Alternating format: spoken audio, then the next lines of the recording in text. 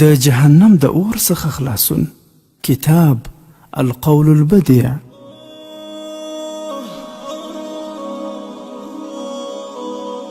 یو زنانه حضرت امام حسن بصری رحمه الله ته راغله او عرض یې وکړو چې زما لور وفات شوې ده، زه په خوب کې د هغې لیدل غواړم.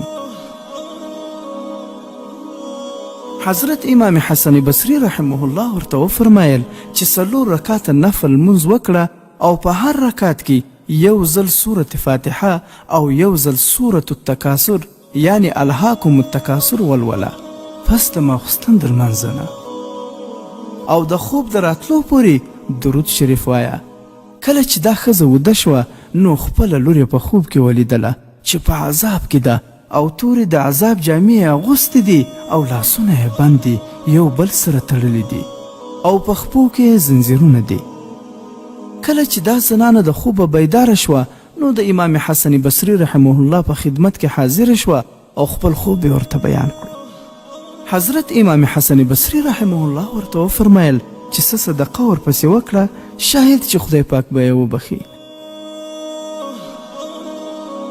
کله چې په دې شپه امام حسن بصری رحمه الله وده شو نو خوب ویني چې زه په ښکلي باغ کې یم او په هغه کې یو ښکلی تخت دی او په هغې باندې یوه ښایسته جنۍ ده چې د دې په سر باندې د نور تاج دی.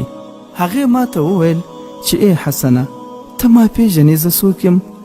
امام حسن بصری رحمه الله ورته وفرمایل چې نه.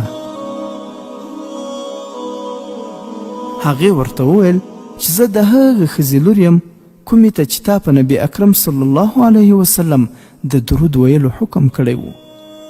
امام حسن بصری رحمه الله ورته وفرمایل چې ستا مور خو ما ته ستا ډېر بد حال بیان کړی و.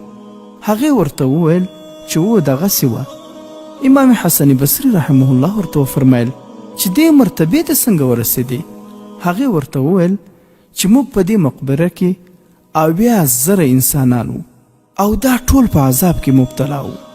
بیا یو نیک سړی زموږ د قبرونو په خوا کې تېرېدو او هغه په محمد صلی الله علیه وسلم باندې درود شریف ووایه او د هغې ثواب یې موږ ته وبخی او هغه الله تعالی قبول کړو او موږ ټول ګناهګاران الله تعالی د دې عذاب نه خلاص کړو.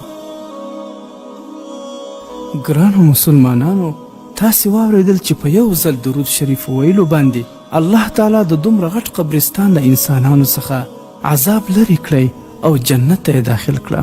باید چې موږ درود شریف په هیڅ حال کې هیر نه کړو، که یې ثواب خپل د ځان لپاره وي او که د خپلو مړو لپاره. ټولو ملګرو څخه هیله کوو چې زموږ دغه یوټیوب چینل هم سبسکرایب کړي، هم یې خوښ کړي او هم د نورو ملګرو سره شریک کړي یا نور ملګري ورته هم راوبلئ او هغه ورونه چې هغې زموږ چینل سبسکرایب کړی دی او سبسکرایب سره که فکر لري په خوا کې دغه د زنګ علامه وي، که په دې زنګ علامه باندې کلیک کړی نه وي نو په دې علامه باندې هم سره کلیک کړئ چې هر نوی ویډیو ټولو ته په یو ځل باندې ورسي.